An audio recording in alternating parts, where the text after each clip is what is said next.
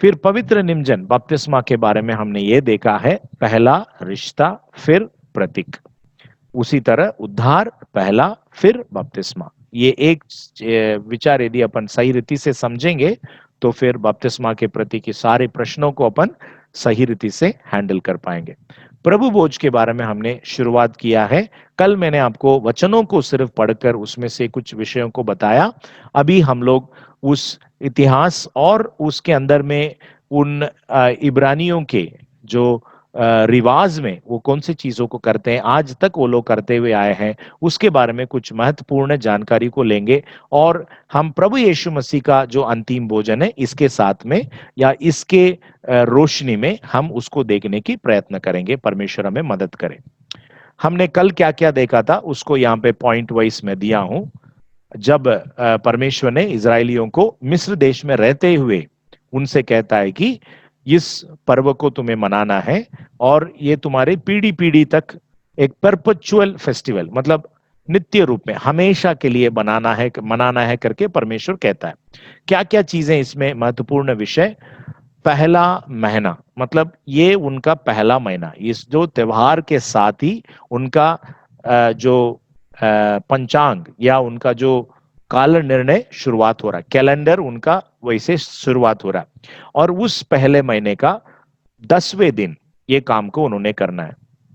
घराने के अनुसार मेमना ले रखो, मतलब घर की जो जितने संख्या है उसके अनुसार मेमने को चुनना है।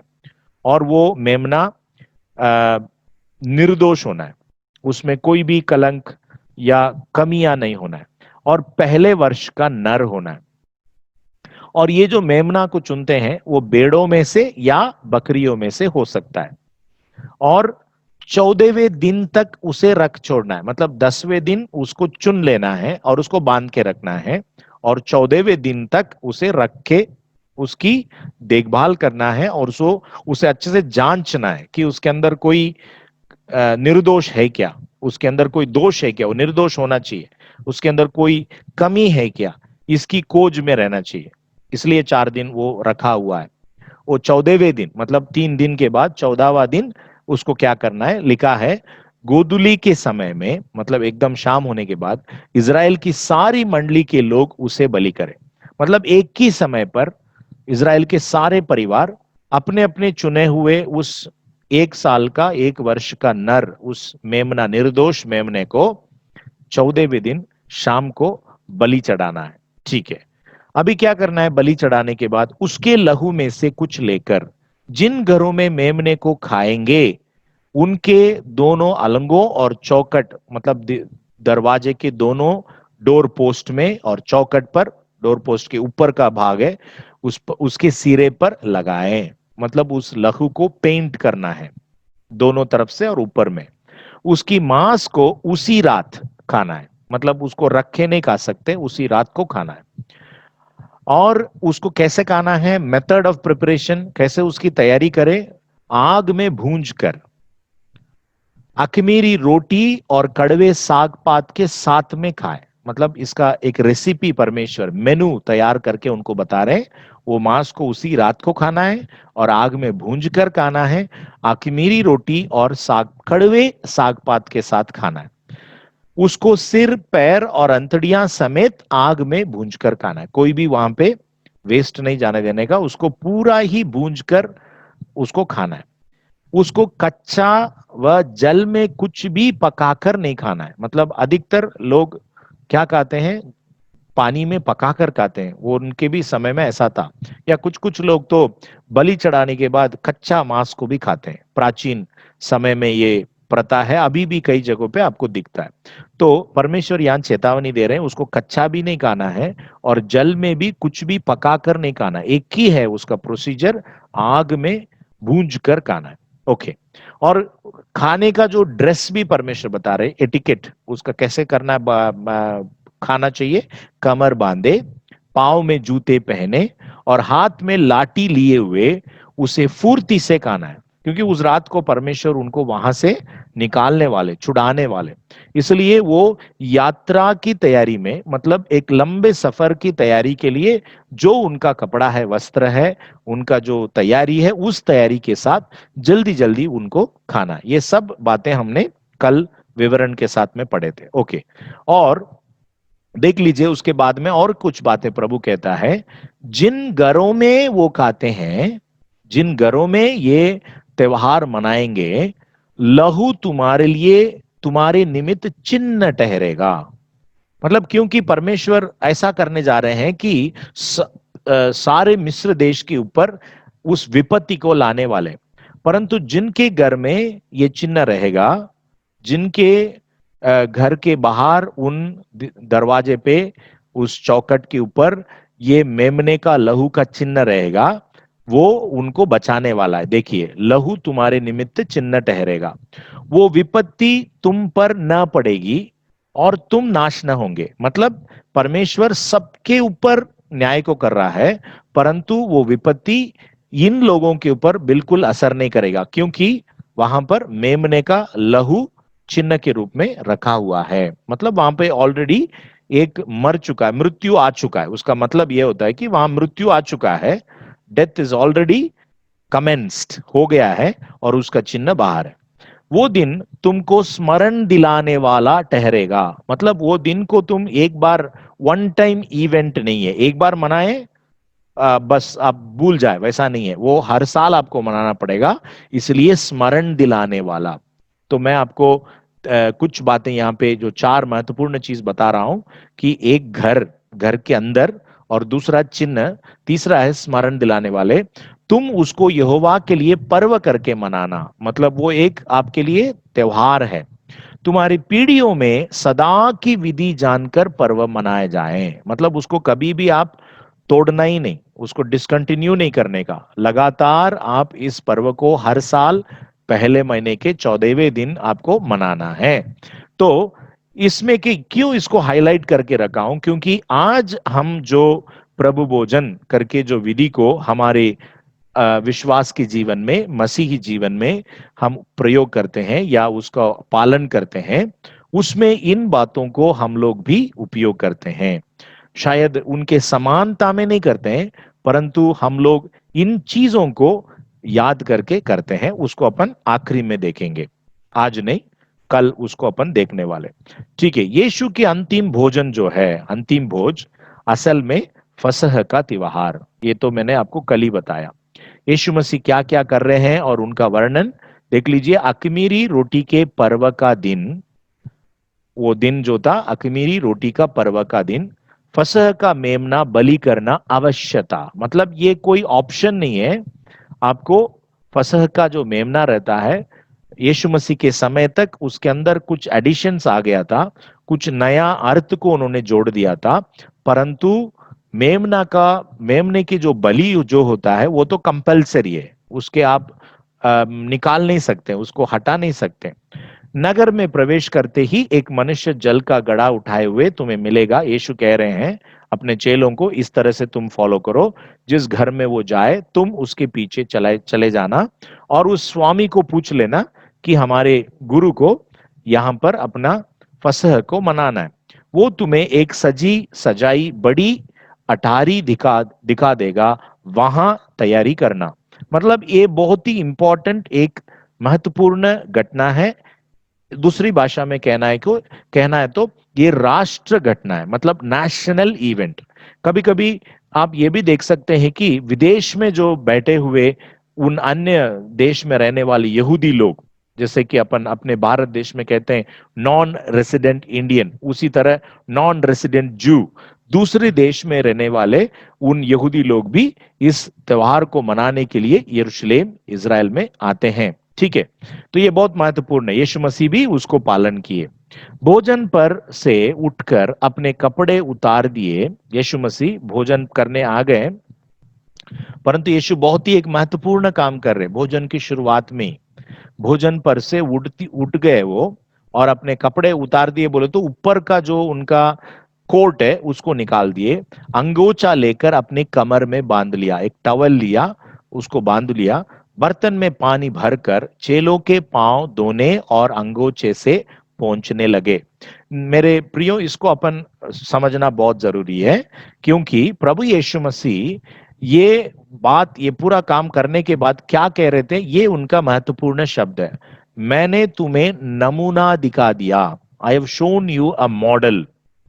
तो कई कलीसिया में हम देखते हैं फीट वॉशिंग या फुट वॉशिंग करके कहते हैं, पैर धोते हैं प्रभु भोजन के पहले। सो उसके प्रति अनेक प्रकार का विचार है, अपने अपने समझ के अनुसार लोग उसको कहते हैं। पर प्रभु यीशु मसीह हमें असल में ही वैसा करने के लिए नहीं कह रहे हैं, परंतु यीशु मसीह यहां पर एक महत्वपूर्ण सिद्धांत अपने चेलों को सिखा रहे हैं। क्योंकि चेलों के बीच में आपस में कई बार ये वार्तालाप हो चुका था कि हम में से कौन बड़ा है। यीशु तो बड़े हैं सबसे, परंतु हम जो चेले हैं, प्रेरित है, हम में से कौन बड़ा है। ये काफी बार उनका चर्चा हुआ, झगड़ा हुआ। और एक बार तो ऐसा हुआ कि यूहन्ना, याकूब और यूहन्ना की मां आकर यीशु मसीह से ऐसा एक फेवर मांगती है कि मेरे बच्चे जो है वो आपके दाएं और बाएं तरफ बैठना है सिंहासन पर, उस स्थान उनको दो। तो प्रभु यीशु मसीह उनको अलग तरीके से समझाते हैं, और लिखा है कि चेले उस कारण, उस घटना के कारण इन दोनों के ऊपर उनके मन में एक कड़वाहट निर्माण हो गया, जलन आ गया। तो ये उनके अंदर होते जाता है। कोई भी व्यक्ति अपने आप को नीचे करने के लिए कभी प्रयत्न नहीं किया। और यीशु मसीह का सेवा अभी अंत होने का समय आ गया। एक्चुअली ये जो भाग है आपको यूहन्ना 13वां अध्याय, कल मैंने आपको पढ़ के बताया था, यूहन्ना 13वां अध्याय में मिलता है।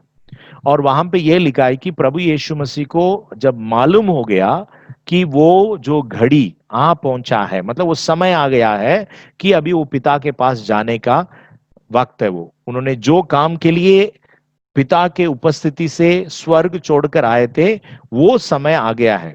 और परिस्थिति ऐसा है कि चेले अभी भी नम्र नहीं है, उनके हाथ में ही वो सब कुछ छोड़ के जाने वाले। तो उनका आखिरी अटेम्प्ट है कि उनको एक महत्वपूर्ण चीज सिखाने के लिए, असली नेतृत्व का सिखाने का एक समय प्रभु यीशु मसीह ने इस प्रभु भोज या इस फसह के त्योहार के बीच में ही उन्हें सिखाने की कोशिश कर रहे हैं। क्योंकि इसके बाद जो घटना होने जा रहा है वो एक दूसरे को मिल नहीं सकेंगे। यीशु मसीह का गिरफ्तार हो जाएगा और फिर वो सूली पर चढ़ाए जाएंगे, वो मर जाएंगे, गाड़े जाएंगे, फिर तीसरे दिन पुनरुत्थित होकर फिर बाद में उनको मिलेंगे। परंतु इनका विश्वास को बनाए रखने के लिए और इनको सही रूप में तैयार करने के लिए प्रभु यीशु मसीह एक आखिरी कोशिश कर रहे हैं।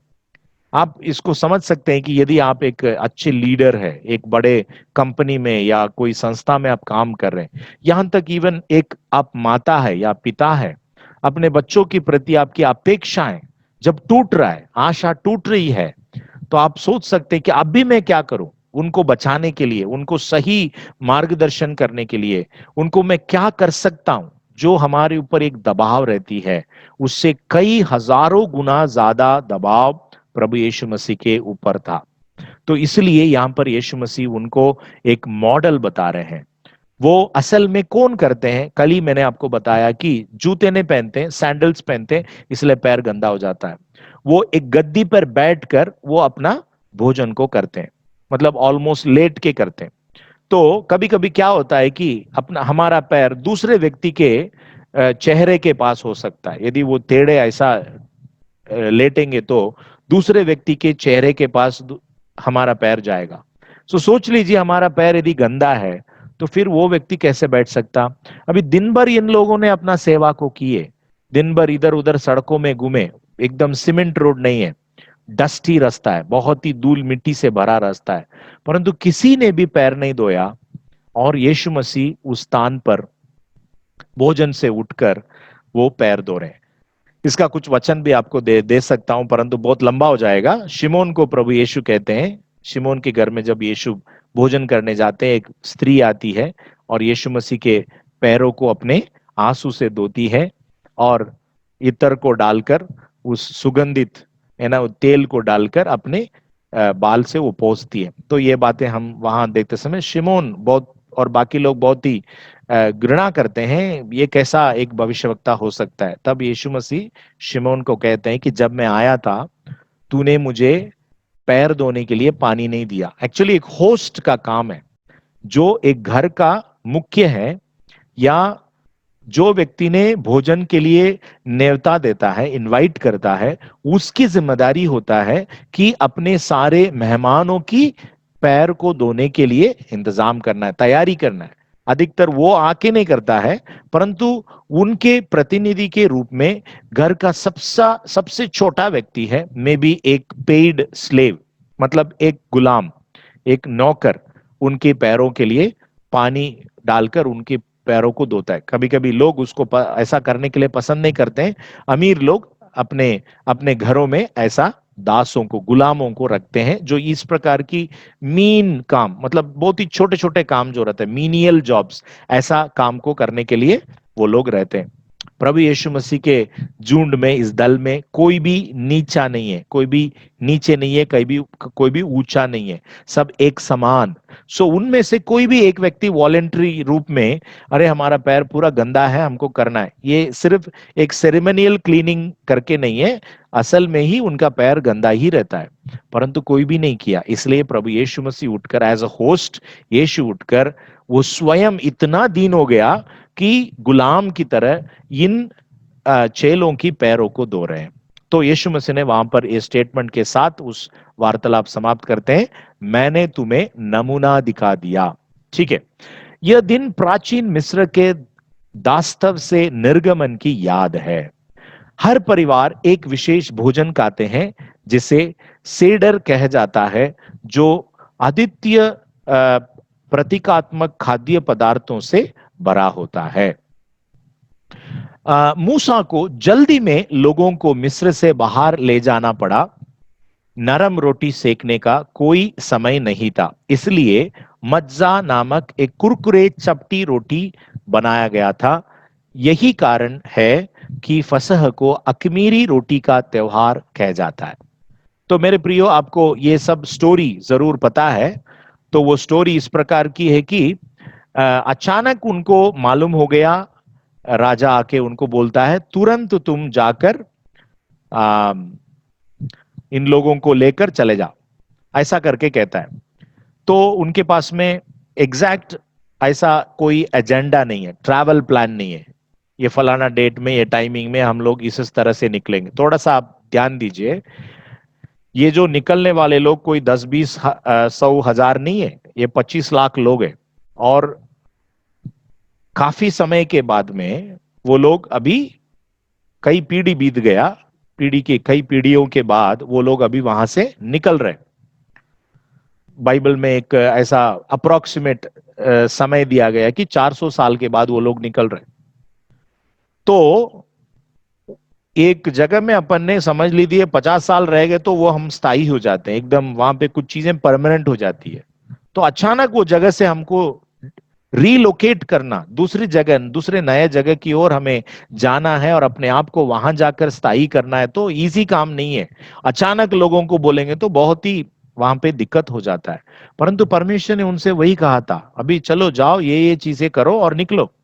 सो ये जो खाना बनाने वाले जो डिपार्टमेंट जो रहता है, स्त्रियों की अधिकतर रहती है, तो उन लोगों को जितना समय लेकर उसको बनाना है वैसा बनाने के लिए समय नहीं मिला। इसको सिंपल उदाहरण देना चाहता हूं, इडली डोसा या उत्तर भारत में जैसे कि जो बटोरा, छोले भटूरा करके हम बोलते हैं, ये ऐसी चीजों के लिए आपको क्या चाहिए, उसको आप खट्टा करना पड़ेगा, फर्मेंट करना पड़ेगा, तभी वो फूलता है, तभी सॉफ्ट आता है। इडली डोसा के लिए तो आप उसको आटा पीसने के बाद तुरंत नहीं बना सकते, एक दिन रात में रखकर अगले दिन फूलने के बाद बनाएंगे। सेम कॉन्सेप्ट यहाँ पे। तो उसके लिए ईस्ट एक माइक्रो ऑर्गेनिज्म है, वो इस्तेमाल किया जाता है, कमीर करके बोलते हैं, और उसके साथ में आटा के साथ वो मिलाया जाता है, तब वो नरम रहता है और अच्छे फूल के आता है। परंतु यहाँ पे ऐसा उनको मौका नहीं था, इसलिए उन्होंने दूसरा एक फ्लैट ब्रेड, एकदम खड़क वाला रोटी बनाए, और ये रोटी को वो लोग अपने आज तक फसह के उस त्योहार में इस्तेमाल करते हैं। ठीक है, अभी अपन अगले विषय पर जाएंगे। और 8 दिन और रात ये अखमीरी रोटी का जो त्योहार है। और 14वां दिन जो है निसान महीने का 14वां दिन महत्वपूर्ण दिन है। 13वां अध्याय में आपको ये स्टोरी मिलता है। और 40 साल के यात्रा के लिए, मतलब सीनाई उस रेगिस्तान में 40 साल की यात्रा के लिए वो लोग मिस्र से बाहर निकले। ओके, ये जो फसह के त्योहार में 4 महत्वपूर्ण प्रश्न पूछा जाता है। 4 सवाल करके कहते हैं। पारंपरिक रूप से परिवार का सबसे छोटा बच्चा इन सवालों को पूछता है। परिचय, पहले परिचय का सवाल, ये रात अन्य सभी रातों से अलग क्यों है? बाइबल में इसका पूरा विवरण है, मैं आपको वो न बताते हुए थोड़ा फास्ट में लेना चाहता हूं। निर्गमन 13वां अध्याय की 14वां पद, और आगे के दिनों में जब तुम्हारे पुत्र तुमसे पूछे कि ये क्या है, तो उनसे कहना कि यहोवा हम लोगों को दास्तव के घर से अर्थात मिस्र देश से अपने हाथों के बल से निकाल लाया है। व्यवस्था विवरण 5:15 में, और इस बात को स्मरण रखना कि मैं मिस्र देश में से तू आप दास था, और वहां से तेरा परमेश्वर यहोवा तुझे बलवंत हाथ और बढ़ाई हुई भुजा के द्वारा निकाल लाया। तो ये प्रश्न पहला पूछा जाता है, इंट्रोडक्टरी क्वेश्चन। उसके बाद 4 प्रश्न। ये पहला प्रश्न यह है, हम रोटी के बजाय मज्जा क्यों खाते हैं? मज्जा जो उनका जो खड़क वाला रोटी है, उसका कारण यह है गुलामी। मज्जा गुलामों और गरीबों की रोटी थी, इसका उत्पादन करना और बनाना आसान था। सो उसके स्मरण के लिए कि हम एक दिन, हमारे पूर्वज जो थे वो गुलाम थे, गरीब थे, वो बहुत ही सस्ते चीजों को, जो पेट भरने के लिए मिलता है ऐसी चीजों को खाते थे, उसको याद करने के लिए। परंतु जब इस खाते समय आपको स्वतंत्रता का भी याद करना है, मज्जा ने इस तथ्य को भी याद दिलाता है कि जब यहूदियों ने जल्दबाजी में मिस्र छोड़ रहे थे, रोटी खमीर उठने के लिए पर्याप्त समय नहीं था। मतलब परमेश्वर ने उसी दिन उनको छुटकारा दिया, इसलिए आराम से बनाने का समय उनके पास में नहीं था। फिर दूसरा प्रश्न, ऐसा क्यों है कि इस रात हम कड़वे साग पत खाते हैं? उसका जो उत्तर यह है, गुलामी, हम गुलामी में थे। मरोर, कड़वे सागपत, उनकी भाषा में मरोर, हमें मिस्र में गुलामी की कड़वाहट की याद दिलाती है। हम इतने, हमारा जीने के लिए हमको इच्छा ही नहीं था, इतना कड़वा हो गया, उसको याद दिलाता है ये कड़वे सागपात।